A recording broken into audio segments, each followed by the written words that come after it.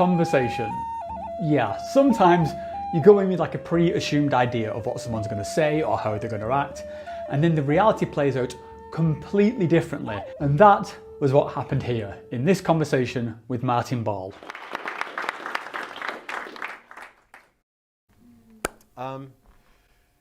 Yeah, so I'm here to talk to you tonight. I think the title was 5-MeO-DMT and Non-Dual Energetic Therapy.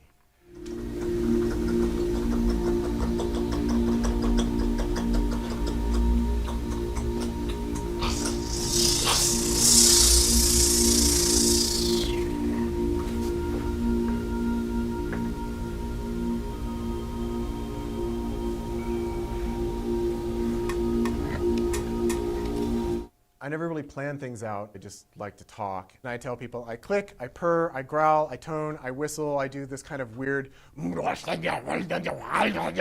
kind of like this speaking kind of thing that's just all coming out. All I'm doing is I'm using my body to express the energy as it is. So there's no birds or bears or insects or aliens here. It's just the energy sounds this way, and I'm helping release it and move it. So this, I mean, it gets really, really weird. So a person's lying down, and I'm on top of them, and I'm growling and purring, and then usually I'm making kind of, you know, these weird faces.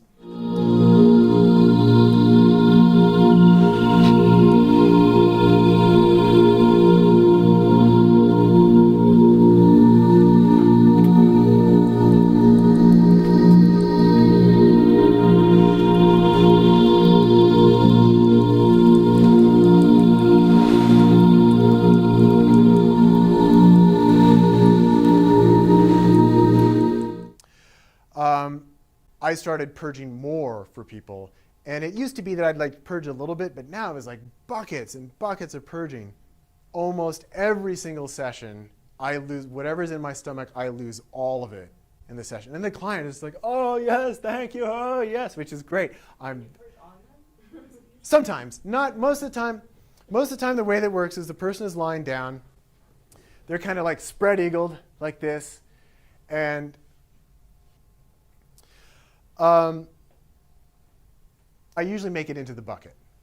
So leave a hand on a person, get the bucket, put the bucket down.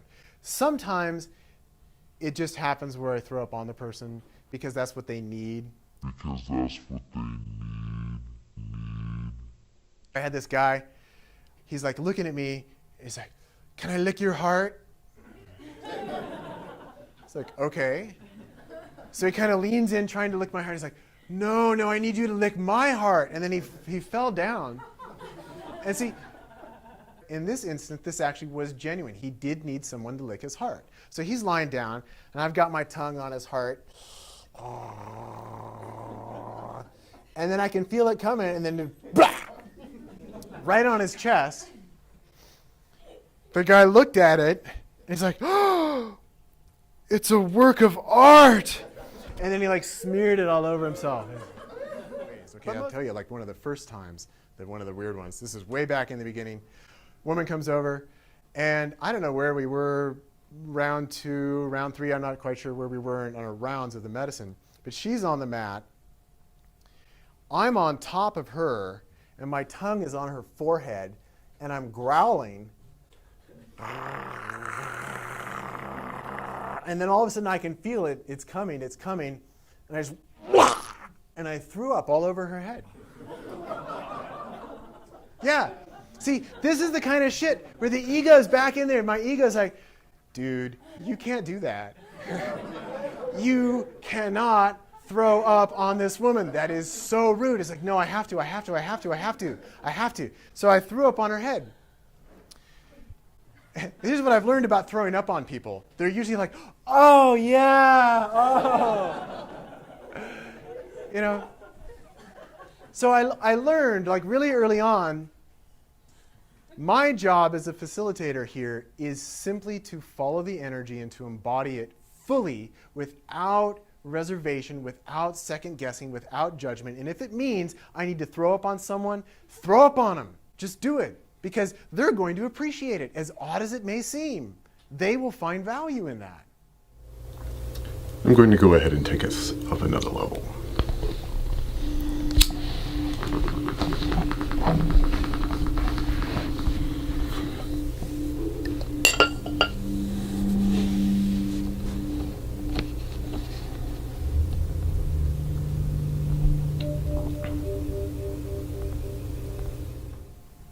so powerful. Yeah. And just the way that you're engaging with clients is so powerful. Yeah. And the ego is so powerful. Oh, yeah. So tell me, like, honestly, symmetrically, Yeah.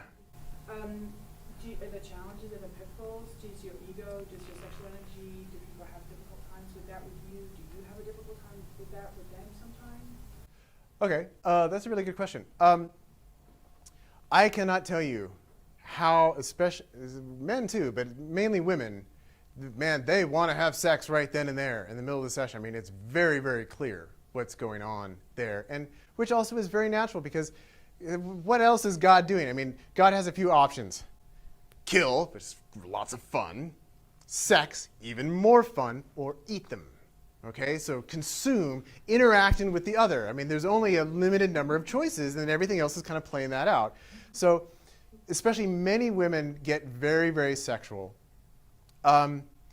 So if I were the kind of person that's like, hey, I want to give people medicine and let's just manipulate my way into their loins, I mean, that'd be really, really easy to do. That would not be a problem. I have never had sex with a client. I have never engaged sexually. Sometimes I am touching people on their genitals because that's what they need.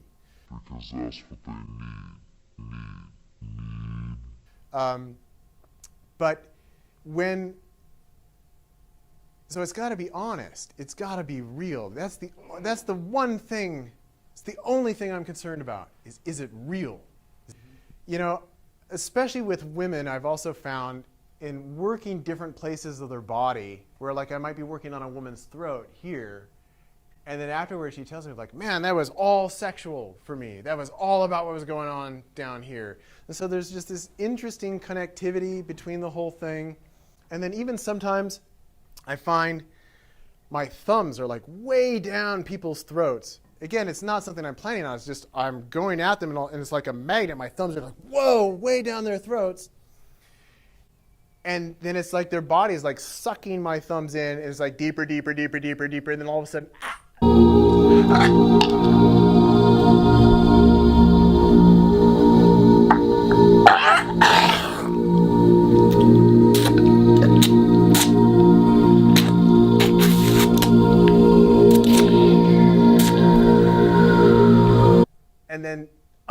and then through that release.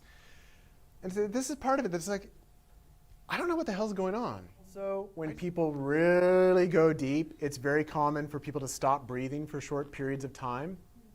So there is the potential that someone might not start to breathe again. Like I'll tell you, there was one time I had this woman who was 79 years old.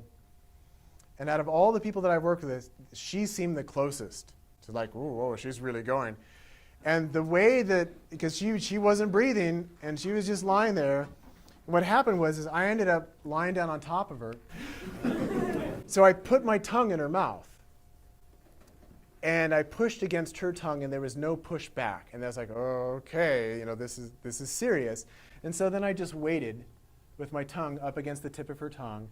And after a while, she suddenly pushed my tongue out of her mouth. I was like, okay, she's going to be fine. But that, for me, that was the session that I felt was the closest to someone like, where she's really just going to go. And I think that there's always that potential. Man, you're just energy. And it's, there's so many delicious states of energy to just find that, I'm just energy. I can be free. I'm free every moment. Every moment I'm free. I love life. Oh, my God. Great, thank you.